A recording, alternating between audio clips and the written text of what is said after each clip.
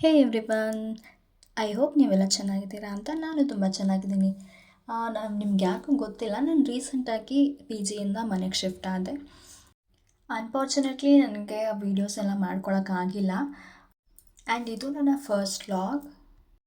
And night ತುಂಬ tired ಆಗಿದ್ವಿ ನಾವು, ಹಾಗಾಗಿ ಜಸ್ಟ್ ಚಾಪೆ ಹಾಕ್ಕೊಂಡು ಮಲ್ಕೊಂಡ್ಬಿಟ್ವಿ. ಟಯರ್ಡ್ ಆಗಿದ್ದರಿಂದ ತುಂಬ ಚೆನ್ನಾಗಿ ನಿದ್ದೆ ಬಂತು. ಬೆಳಗ್ಗೆ ಎದ್ದು ರೂಮಿಂದ ಆಚೆ ಬರ್ತೀನಿ, ನನ್ನ ಮನೆಯೆಲ್ಲ ಈ ಥರ ಆಗಿತ್ತು. ಆ್ಯಂಡ್ ಫ್ರೆಶ್ ಅಪ್ ಆಗಿ ಬಂದು ಇದೆಲ್ಲ ಕ್ಲೀನ್ ಮಾಡ್ಕೊಳ್ಳೋಣ ಅಂತ ಅಂದ್ಕೊಂಡ್ಬಿಟ್ಟು ಫ್ರೆಶ್ ಅಪ್ ಆಗೋಣ ಅಂತ ಹೋದೆ. ಆ್ಯಂಡ್ ನಾನು ಫ್ರೆಶ್ ಅಪ್ ಆಗಿ ಬಂದು ಕ್ಯಾಮ್ರಾ ಮುಂದೆ ಒಂದು ಫೋಸ್ ಕೊಟ್ಟು ಕ್ಲೀನ್ ಮಾಡೋಣ ಅಂತ ಹೊರಟೆ. ಇದೆಲ್ಲ ನೋಡಿನೇ ಸಾಕಾಗಿ ಹೋಗಿತ್ತು ನನಗೆ.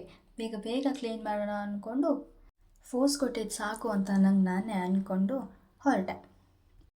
ಎಲ್ಲಾದರೂ ಹೋಗಬೇಕು ಅಂತ ಹೊರಡಬೇಕಾದ್ರೆ ಬಟ್ಟೆ ಹುಡುಕಿದ್ರೆ ಒಂದೇ ಒಂದು ಬಟ್ಟೆ ಸಿಗಲ್ಲ. ಅದೇ ಕ್ಲೀನ್ ಮಾಡೋಕ್ಕೆ ಅಂತ ಬಂದರೆ ಎಷ್ಟು ಬಟ್ಟೆ. ನನಗಂತೂ ನೋಡಿ ನೋಡಿ ನೋಡಿ ಸಾಕಾಗೋಯ್ತು. ಎಷ್ಟು ಬಟ್ಟೆ ಇತ್ತು, ಎಲ್ಲ ಜೋಡಿಸಿ ಮಡಚಿ ಕ್ಲೀನ್ ಮಾಡಿ ಒಂದು ಕಡೆ ಎತ್ತಿಟ್ಟೆ. ಮನೇಲಿದ್ದಾಗ ಅಮ್ಮನೇ ಎಲ್ಲ ಮಾಡ್ತಾಯಿದ್ರು. ಅಮ್ಮ ನನ್ನ ಹತ್ರ ಬಟ್ಟೆ ಇಲ್ಲ, ಅಮ್ಮ ನನ್ನ ಹತ್ರ ಬಟ್ಟೆ ಇಲ್ಲ ಅಂತ ಹೇಳುವಾಗ ಗೊತ್ತೇ ಆಗ್ತಾ ಇರಲಿಲ್ಲ. ಅದೇ ನಮ್ಮ ಬಟ್ಟೆ ನಾವು ಮಡಿಸ್ಕೊಳ್ಬೇಕಾದ್ರೆ ಎಷ್ಟು ಬಟ್ಟೆ ಇದೆ ಅಂತ ಅನಿಸುತ್ತೆ ಅಲ್ವಾ. ಇಷ್ಟೊಂದು ಬಟ್ಟೆ ಇದೆಯಾ ಅಂತಲೇ ಗೊತ್ತಿರಲಿಲ್ಲ. ಆಮೇಲೆ ವಾಶಿಗೆಲ್ಲ ಡ್ರೆಸ್ಸಸ್ ಇತ್ತು, ಅದೆಲ್ಲ ಹಾಕಿ ವಾಶ್ ಮಾಡೋಕ್ಕೆ ಅಂತ ಒಂದು ಸೈಡ್ ಎತ್ತಿಟ್ಟು ಮನೆ ಕಸ ಎಲ್ಲ ಗುಡಿಸಿ ಮನೆಯೆಲ್ಲ ಕ್ಲೀನ್ ಮಾಡಿಬಿಟ್ಟೆ. ಪಕ್ಕದ ಮನೆ ಆಂಟಿ ಬಂದು ಏನು ಮಾಡ್ತಿದ್ದೀರಾ ಅಂತ ಕೇಳ್ಕೊಂಡು ಹೋದರು.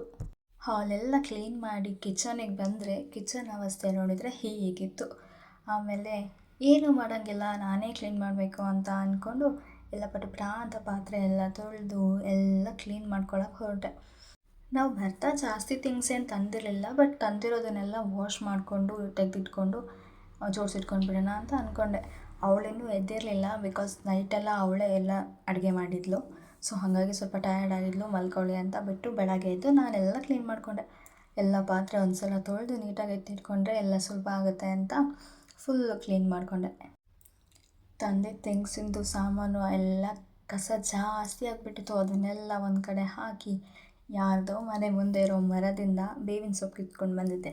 ಅದು ಸ್ವಲ್ಪ ಡ್ರೈ ಆಗಿತ್ತು, ಅದನ್ನೆಲ್ಲ ಒಂದು ಕಡೆ ಎತ್ತಿಟ್ಕೊಂಡು ಫುಲ್ಲು ಕಿಚನೆಲ್ಲ ಒರೆಸಿ ನೀಟಾಗಿ ಕ್ಲೀನ್ ಮಾಡಿಕೊಂಡು ಟಿಫನ್ಗೆ ಏನು ಮಾಡೋಣ ಅಂತ ಯೋಚನೆ ಮಾಡ್ತಿರ್ಬೇಕಾದ್ರೆ ಪಟ್ ಅಂತ ನೆನಪಾಯಿತು, ದೋಸೆ ಮಾಡ್ಬೋದಲ್ವಾ ಅಂತ ದೋಸೆ ಬ್ಯಾಟರ್ನ ಆನ್ಲೈನಿಂದ ಆರ್ಡ್ರ್ ಮಾಡಿ ತರಿಸ್ಕೊಂಡು ದೋಸೆ ಮಾಡೋಕ್ಕೆ ಅಂತ ಹೊರಟೆ. ಅಷ್ಟರಲ್ಲಿ ನನ್ನ ಫ್ರೆಂಡ್ ಕೂಡ ಎದ್ಬಿಟ್ಟು ಬಂದಳು. ಅವಳು ಫ್ರೆಶ್ ಅಪ್ ಆಗೋಕ್ಕೆ ಹೋದಳು.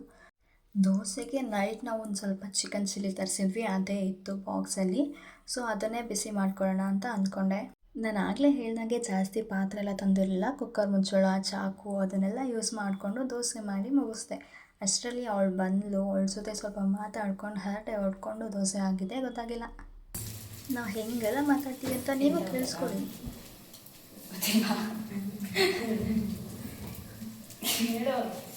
ಸಾಂಬಾರು ಬಿಸಿ ಮಾಡಬೇಕು, ಹಾಲು ಕಾಯಿಸ್ಬೇಕು. ಯಾವ ಥರ ಮಾಡೋದು? ಸಾಂಬಾರು ಚಿಚ್ಚಿ ಸೋಮವಾರ ಆಪ್ಷನ್, ನೋ ಆಪ್ಷನ್. ನಾನು 8:30ಗೆ ಎದ್ದಿದ್ದೆ ಕಡೆ. 8:30ಗೆ ಎದ್ಬಿಟ್ಟು ಫೋನ್ ಚಾರ್ಜ್ ಇಟ್ಬಿಟ್ಟು ಮಲ್ಕೊಂಡೆ. ನೀನು ಅದಾದ್ಮೇಲೆ ನಾನೇ ಬಂದಿದ್ದೆ. ನೀನು ಎದ್ದಿದ್ದು ನಂಗೆ ಗೊತ್ತು.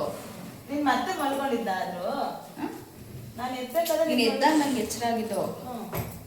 ತಿರ್ಗಾ ಆಮೇಲೆ ನಂಗೆಲ್ಲ ಅಂದರೆ ಎಚ್ಚರ ಆಗ್ತಿರಲಿಲ್ಲ. ಆ ಬೇವಳಿ ಮಗನ ಹತ್ರ 9 ಗಂಟೆಗೆ ಎದ್ದು 8:30ಗೆ ಕಾಲ್ ಮಾಡಿ ಶುರು ಮಾಡ್ಬಿಟ್ಟು ನಂಗೆ ಎಚ್ಚರ ಆಗಬೇಕು.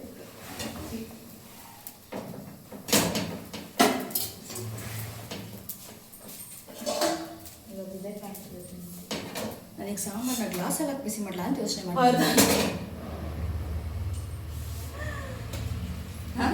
ಈ ದಿನ ನಾಳೆ ದಿನ ಇಲ್ಲ ನೀರು ಸಿಸ್ಟರ್ ಇವತ್ತು ಊರಿಗೆ ಹೋಗ್ತೀಯಾ? ನಾಳೆನಾ? ಅದು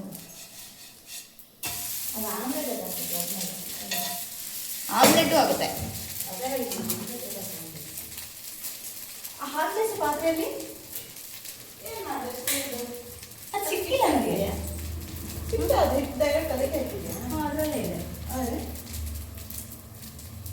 ಇದರಲ್ಲಿ ಹಾಲನ್ನ ಆಫೀಸಿಗೆ ತೊಗೊಂಡೋಗ್ಲಾ? ಈಗ ಸಾಂಬಾರು ಬಿಸಿ ಮಾಡಿದಾಗ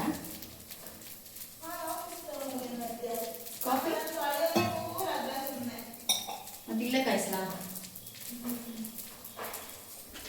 ಅರ್ಧ ಲೀಟ್ರ್ ಹಾಲು ಒಬ್ಳೆ ಕುಡಿಬೇಕಲ್ಲ?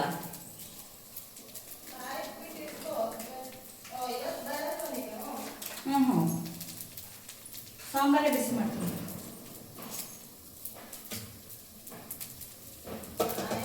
ಹ್ಞೂ ಹ್ಞೂ ಬಿಟ್ಟಿ ಪ್ಯಾಂಟ್ ಸಿಕ್ತು ಒಂದು ಬಿಟ್ಟಿ ಪ್ಯಾಂಟು ಚೆನ್ನಾಗೈತಿ ಪ್ಯಾಂಟು. ಟಿಫನ್ ಎಲ್ಲ ಮಾಡಿ ತಿಂದ್ವಿ, ಅದನ್ನು ವೀಡಿಯೋ ಮಾಡ್ಕೊಳಕ್ಕಾಗಿಲ್ಲ. ಆಮೇಲೆ ಆಫೀಸ್ಗೆ ಹೋಗ್ಬೇಕಲ್ವ, ಸೊ ಫ್ರೆಶ್ ಅಪ್ ಆಗೋಣ ಅಂತ, ಅದಕ್ಕಿಂತ ಮುಂಚೆ ಸ್ವಲ್ಪ ಹೇರ್ ಆಯಿಲ್ ಹಾಕ್ಕೊಳ್ಳೋಣ ಅಂತ ಚೆನ್ನಾಗಿ ಮನೇಲಿ ಕಾಯಿಸಿದ ಎಣ್ಣೆನ ಹಾಕ್ಕೊಂಡು ಚೆನ್ನಾಗಿ ಮಸಾಜ್ ಮಾಡಿಕೊಂಡೆ. ನಿಮಗೆ ಆಯಿಲ್ ರೆಸಿಪಿ ಬೇಕು ಅಂತಂದರೆ ಕಮೆಂಟ್ ಮಾಡಿ, ನಾನು ನೆಕ್ಸ್ಟ್ ವೀಡಿಯೋ ಯಾವಾಗಾದರೂ ಹಾಕ್ತೀನಿ. ಚೆನ್ನಾಗಿ ಆಯಿಲೆಲ್ಲ ಹಾಕ್ಕೊಂಡು ಸ್ವಲ್ಪ ಕೋಮ್ ಎಲ್ಲ ಮಾಡಿಕೊಂಡು ಆಮೇಲೆ ನಾನು ಶವರ್ಗೆ ಹೊರಟೆ. ನಾನು ಶವರ್ಗೆ ಯಾವುದೆಲ್ಲ ಪ್ರಾಡಕ್ಟ್ಸ್ ಯೂಸ್ ಮಾಡ್ತೀನಿ ಅನ್ನೋದೆಲ್ಲ ನಾನು ಆಲ್ರೆಡಿ ವೀಡಿಯೋದಲ್ಲಿ ಅಷ್ಟು ತೋರಿಸಿದ್ದೀನಿ. ಒಂದು ಸಲ ಚೆಕ್ ಮಾಡ್ಕೊಳ್ಳಿ. ನಿಮಗೂ ಬೇಕು ಅಂತಿದ್ರೆ ಕೆಳಗೆ ಲಿಂಕ್ ಇರುತ್ತೆ, ಬೈ ಮಾಡಿ. ಹೆಣ್ಮಕ್ಳಿಗೆ ನಮ್ಮದೇ ಮನೆ ಅಂತ ಒಂದು ಆದರೆ ಅದರಷ್ಟು ಖುಷಿ ವಿಷಯ ಇನ್ನೊಂದಿರಲ್ಲ. ಮನೆ ಸ್ವಂತನೋ ಬಾಡಿಗೆನೋ, ಆದರೆ ನಮ್ಮದು ಅಂತ ಒಂದು ಸಮಾಧಾನ ತೃಪ್ತಿ ಇರುತ್ತೆ. ಬೇರೆಯವ್ರ ಮನೇಲಿದ್ದೀವಿ, ಅವ್ರ ಮನೆ ಇವ್ರ ಮನೆ ಅನ್ನೋದಕ್ಕಿಂತ ನಮ್ಮ ಮನೆ ಅನ್ನೋದೇ ಒಂದು ಸ್ವಾತಂತ್ರ್ಯ ಇರುತ್ತೆ. ಅದಕ್ಕಿಂತ ಮನಸ್ಸಿಗೆ ತುಂಬ ನೆಮ್ಮದಿ ಇರುತ್ತೆ. ಖುಷಿಯಿಂದ ದೇವ್ರಿಗೆ ಪೂಜೆ ಮಾಡಿ ಅರಿಶಿನ ಕುಂಕುಮ ಎಲ್ಲ ಇಟ್ಕೊಂಡು ನೆಮ್ಮದಿಯಿಂದ ಹೊರಟೆ. ನಾನು ಆಫೀಸಿಗೆ ಹೊರಡೋ ಟೈಮ್ ಆಯಿತು ಅಂತ ಪೂಜೆ ಎಲ್ಲ ಪಟ ಅಂತ ಮುಗಿಸ್ಕೊಂಡು ನಾನು ಆಫೀಸಿಗೆ ಈ ಥರ ರೆಡಿಯಾಗಿದ್ದೆ. ನಮ್ಮ ಮ್ಯಾನೇಜರ್ ಮನೆ ನಮ್ಮ ಮನೆ ಹತ್ರನೇ ಇರೋದ್ರಿಂದ ಅವರು ಮನೆ ಹತ್ತಿರ ಬಂದಿದ್ದರು. ನಾವು 3 ಜನ ಒಟ್ಟಿಗೆ ಆಫೀಸಿಗೆ ಹೊರಟ್ವಿ. ಇದು ನನ್ನ ಫಸ್ಟ್ ವ್ಲಾಗ್ ಆಗಿದೆ. ನಿಮ್ಮ ಸಪೋರ್ಟ್ ಇಲ್ಲದೆ ನಾನು ಬೆಳೆಯೋಕ್ಕಾಗಲ್ಲ. ಸೊ ಸಬ್ಸ್ಕ್ರೈಬ್ ಮಾಡೋದನ್ನ ಮರಿಬೇಡಿ. ಹಾಗೆ ಬೆಲ್ ಐಕಾನ್ನ ಕ್ಲಿಕ್ ಮಾಡಿ, ಶೇರ್ ಮಾಡಿ.